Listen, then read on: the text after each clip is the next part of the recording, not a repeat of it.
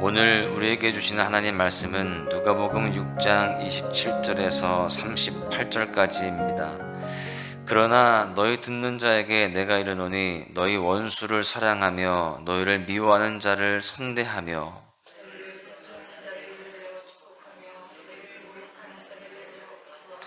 너희 입뺨을 치는 자에게 저 뺨도 돌려대며 내 겉옷을 빼앗는 자에게 속옷도 거절하지 말라.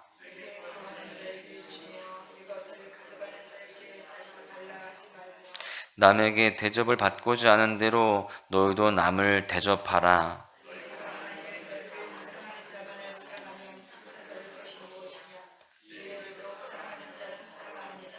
너희가 만일 선대하는 자만을 선대하면 칭찬받을 것이 무엇이냐? 죄인들도 이렇게 하느니라.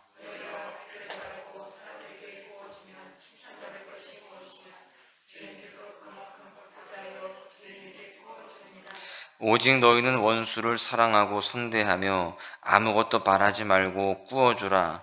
그리하면 너희 상이 클 것이요 또 지극히 높으신 이의 아들이 되리니 그는 은혜를 모르는 자와 악한 자에게도 인자하시니라. 비판하지 말라. 그리하면 너희가 비판을 받지 않을 것이요 정죄하지 말라. 그리하면 너희가 정죄를 받지 않을 것이요 용서하라. 그리하면 너희가 용서를 받을 것이요 주라. 그리하면 너희에게 줄 것이니 곧 후히 되어 누르고 흔들어 넘치도록 하여 너희에게 안겨 주리라. 너희가 헤아리는 그 헤아림으로 너희도 헤아림을 도로 받을 것이니라. 아멘. 우리가 삶을 살아가면서 때때로 이런 생각을 하게 되죠. 내 인생이 참 내 마음대로 잘 되지 않는구나. 특별히 우리가 믿음의 사람으로서 이런 생각을 합니다. 내가 믿음의 사람인데 믿음의 사람답게 왜 이렇게 살지 못할까? 그런 질문들을 하면서 살아갑니다. 사실 우리가 이것이 믿음 생활하는 자로서 깊은 고민 중에 하나입니다. 예수님께서는 이 세상의 전부인 줄 알고 이 세상의 종이 되어 살아가는 우리를 구원하여 주셨습니다. 그리고 하나님 나라의 백성으로 편입시켜 주셨어요. 그렇게 섬기는 나라가 달라졌으면 행동 규칙이 달라져야 됩니다. 주님께서 원하시는 삶을 살아가야 되죠. 이제는 하나님 나라의 질서를 따라 살아가야 되는 것입니다. 여러분, 하나님은 우리가 실제로 그 새로운 삶의 질서 속에 들어가기를 원하시고 계십니다. 그 삶의 기준을 보시면 이 세상에서 말하는 그 기준을 넘어서는 것입니다. 보다 고차원적인 삶의 질서를 요구한다라는 것이죠. 그래서 이 삶의 질서를 따르면 우리가 이미 얻은 생명은 더욱 풍성해질 수 있고요. 또한 이 세상을 살리는 삶을 살게 될 수 있는 것입니다. 우리가 살아가는 삶의 방식을 통해서 세상은 하나님 나라의 그림자를 경험하게 될 수 있는 것입니다. 그런데 여러분, 그것이 참 쉽지 않다라는 것이죠. 그 하나님 나라의 방식으로 살아가는 삶의 자세가 우리 삶에 배어 있어야 되는데, 우리의 언어와 행실 속에서 드러나야 되는데, 그것이 참 쉽지 않다라는 것을 날마다 경험하게 되어지고, 또 그래서 우리 스스로가 고민하게 된다라는 것입니다. 오늘 말씀을 통해서 주님의 마음이 어떤 것인지, 또 어떻게 우리가 그러한 삶을 살아갈 수 있을지에 대해서 함께 나누고자 하는데요. 오늘 본문의 내용의 핵심은 첫 번째로 대접받고 싶은 대로 먼저 대접하라 라고 하는 말씀입니다. 본문 핵심이 바로 31절이에요. 남에게 대접을 받고자 하는 대로 너희도 남을 대접하라. 이것을 흔히 우리가 황금률이라고 하죠. 일반법은 남이 우리에게 대접하는 대로 너희도 대접하라입니다. 사회는 이 정도만 지켜줘도 여러분 민주시민이라고 그렇게 이야기를 합니다. 남에게 피해를 주지 않고 피해를 입었다면 받은 대로 돌려주는 것이죠. 눈에는 눈, 이에는 이입니다. 이것이 사회의 정의예요. 여러분, 이것을 위해서 법도 있고 감옥도 있는 것이죠. 이것이 잘 지켜지면 사회 정의가 이루어지는 것입니다. 그런데 예수님이 말씀하시는 내용은 사회 정의를 강화하기 위한 것이 아닙니다. 완전히 새로운 질서를 말씀하시는 거예요. 그래서 좋은 성도는 윤리적인 사람이 되는 것이 아니라 그것을 넘어서는 것입니다. 나는 법을 어기지 않았어. 나는 다른 사람보다는 더 정직하고 더 괜찮은 삶을 살고 있어. 여기에서 머무르면 안 된다는 것입니다. 조금 이상해 보일 정도이지만 새로운 질서 속으로 들어가는 모습들이 우리 가운데 있어야 된다라고 하는 것입니다. 남이 나를 대접해 주는 대로 대접하는 것이 아니라 대접을 받고 싶은 대로 남을 먼저 대접하라 라는 것입니다. 여러분은 누군가에게 피해를 당하면서 살고 싶으십니까? 아니면 대접을 받고 살고 싶으십니까? 사실 여러분, 누구나 다 대접을 받고 싶어 합니다. 그렇게 선한 대접을 받고 싶다면 먼저 선을 행하라 라는 교훈을 주고 있습니다. 그래서 27절 이하의 말씀이 있는 것입니다. 그러나 너희 듣는 자에게 내가 이르노니 너희 원수를 사랑하며 너희를 미워하는 자를 선대하며 너희를 저주하는 자를 위하여 축복하며 너희를 모욕하는 자를 위하여 기도하라. 너희 입뺨을 치는 자에게 저 뺨도 돌려대며 내 겉옷을 빼앗는 자에게 속옷도 거절하지 말라. 그 사람이 어떤 사람이든 어떻게 행동하든 상관없이 내가 그 사람에게 받고 싶은 대로 먼저 행하라 라는 것입니다. 이것은 이 세상의 정의를 뛰어넘는 새로운 삶의 모델이라고 할 수 있습니다. 먼저 그 원수에게까지도요, 내가 적극적으로 선을 행해야 된다는 겁니다. 나를 모욕하는 자를 위해서 더욱 적극적으로 기도하라는 거예요. 여러분, 그럴 때에 선으로 돌아온다라는 것이죠.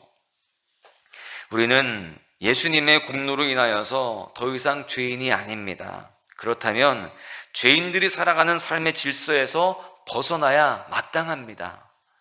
아들의 삶의 질서를 따라야죠. 아들이 되었으니까요. 32절에서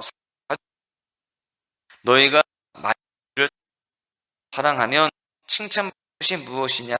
죄인들도 사랑하는 자는 사랑하느니라. 너희가 만일 선대하는 자만 선대하면 칭찬받을 것이 무엇이냐? 죄인들도 이렇게 하느니라. 너희가 받기를 바라고 사람들에게 구워주면 칭찬받을 것이 무엇이냐? 죄인들도 그만큼 받고자 하여 죄인에게 구워주느니라. 여기에 보니까 죄인들도 이 단어가 3번 강조가 되어 있습니다. 죄인들도 그렇게 한다는 거예요. 하나님은 우리가 죄인의 논리를 따르는 것이 아니라 새로운 차원으로 들어가기를 원하십니다. 이제 우리는 죄인이 아니라 하나님의 자녀, 하나님의 백성이 되었기 때문에 그렇습니다. 그래서 우리는 죄인들의 그런 논리가 아니라 아들의 논리를 따라 살아가는 모습들이 되어야 되는 것입니다. 율법의 완성이신 예수님의 기준은 세상을 뛰어넘습니다. 로마서 12장 21절에 보시면 악에게 지지 말고 선으로 악을 이기라 라고 말씀하고 있습니다. 아들의 그 삶의 질서를 따르는 모습 속에서 이제 모든 그 악을 선으로 다 이길 수 있는 우리 모두가 되어줘야 할 줄로 믿습니다. 두 번째는요, 새 생명으로 살아라 라고 하는 것입니다. 우리는 어떻게 하면 이러한 새로운 삶의 질서 속에 살아갈 수 있을까요? 다짐하면, 마음 먹으면 될까요? 잘 안 된다는 것을 우리가 잘 알고 있어요. 마음 먹는다고 해서 또 우리가 그렇게 해야지라고 결심한다고 해서 그냥 되는 것이 아니라는 것입니다. 미운 사람을 용서하기도 힘든데 어떻게 사랑할 수 있습니까? 한쪽 뺨을 때리는 사람이 아니라 나에게 험담하는 사람에 대해서도 용서하기 힘든데, 화를 참을 수가 없는데 어떻게 한쪽 뺨을 때리는 사람에 대해서 가만히 참냐고요. 다른 사람이 문제가 아니라 한 집에 사는 식구도 용서가 잘 안 되는데 어떻게 다른 사람들을 그렇게 쉽게 용서가 되겠습니까? 사실 예수님을 믿는 대부분의 사람들은 예수 믿지 않는 보통 사람들보다 더 도덕적이고 더 이타적인 삶을 살려고 얼마나 노력합니까? 우리가 다른 세상의 사람들보다 더 많이 노력하고 있습니다. 그래서 도 하고요. 또 내 물질을 가지고 어려운 이웃들에게 흘려 보내기도 합니다. 또 교회 성도들을 위해서 진심으로 기도하고 도움을 주기도 하고요. 심지어 외국에 있는 어려운 사람들을 위해서 그렇게 돕기도 하고 있습니다. 여러분, 그런데 성경은 이것만으로 부족하다고 하는 거예요. 미움을 사랑으로, 저주를 축복으로, 핍박과 모욕을 중보기도로 갚으라, 이렇게 말씀하고 있습니다. 이것이 어떻게 가능할까요? 35절에 보시면 오직 너희는 원수를 사랑하고 선대하며 아무것도 바라지 말고 꾸어주라. 그리하면 너희 상이 클 것이요 또 지극히 높으신 이의 아들이 되리니 그는 은혜를 모르는 자와 악한 자에게도 인자하시니라. 여기 보니까요, 지극히 높으신 이의 아들이 되리니, 여러분, 죄인이 아닌 하나님의 아들의 삶의 방식을 따르라는 것입니다. 하나님을 아버지로 모시고 살아가는 그 삶의 방식을 따르라고 말씀하고 있는 것입니다. 여러분, 우리가 이렇게 살아가기 위해서 어떻게 해야 될까요? 이것이 어떻게 가능할까요? 비결은 나의 의지를 키우는 것이 아니라 하나님 안에서 새 생명을 얻어서 새로운 질서 속으로 들어갔다는 것을 날마다 깊이 묵상하는 것입니다. 새 생명을 지속적으로 품는 것이죠. 여러분, 여자들이 아기를 잉태하게 됩니다. 임신하게 돼요. 여러분, 그렇게 임신하게 되면서 이전에는 이렇게 살았는데 이 이후에는 다른 삶의 모습들이 보여지게 되죠. 완전히 삶의 질서가 바뀌게 됩니다. 그렇게 좋아하던 탄산이나 인스턴트를 먹지 않습니다. 태교를 위해서 조심하는 거죠.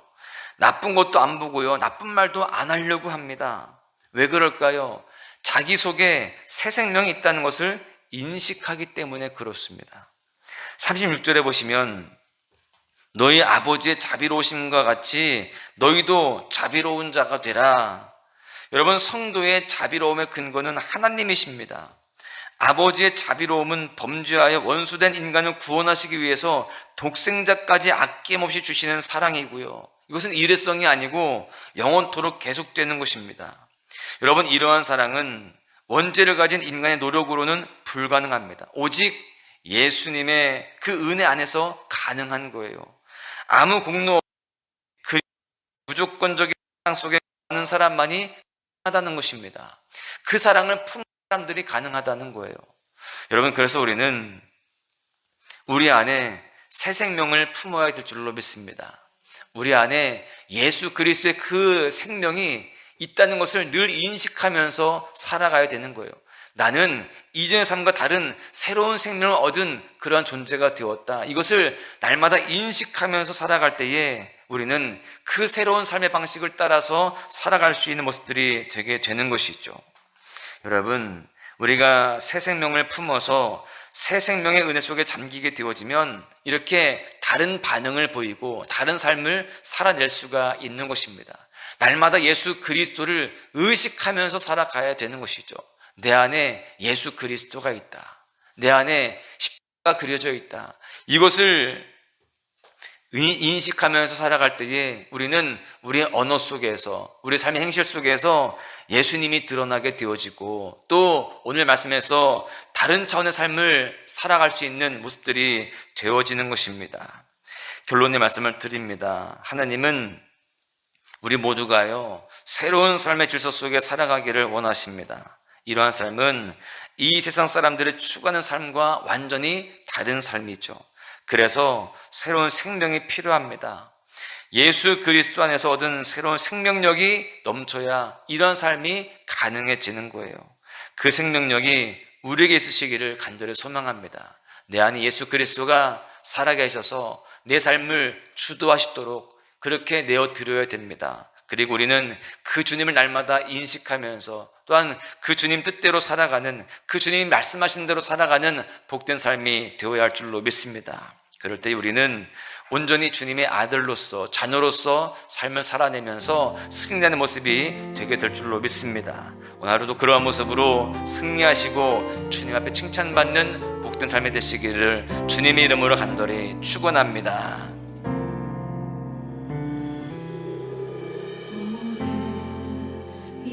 곳에 계신 성령님 우리에게 말씀하시고 우릴 가르치소서. 닫힌 우리 맘 열어주시고 주의 빛으로 밝혀 우릴 인도하소서.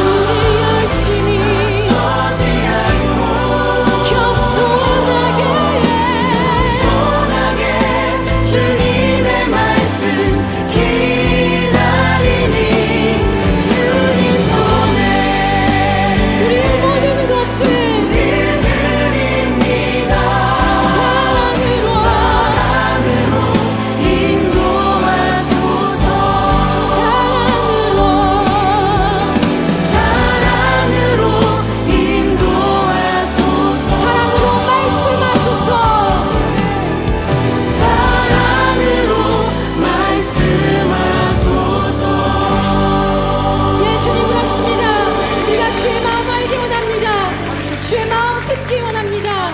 주님 우리에게 말씀하여 주시옵소서. 할렐루야.